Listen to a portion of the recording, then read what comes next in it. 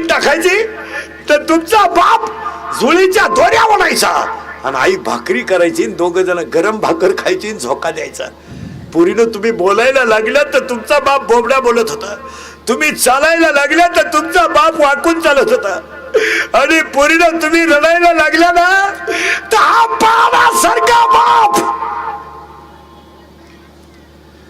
गुडघे खाली टेकवायचा, गुडघे आणि हात खाली टेकून घरात घोडा घोडा व्हायचा. पोरीनं घरात घोडा घोडा व्हायचा, बाप घोडा व्हायचा आणि पोरीला पाठीवर बसवायचं. तर सांगा पोरीनो, पोरीनो तुमचे पाय त्याच्या पोटाला लागत होते रे. पोरीनो पोटाला लागत होते तुमचे पाय.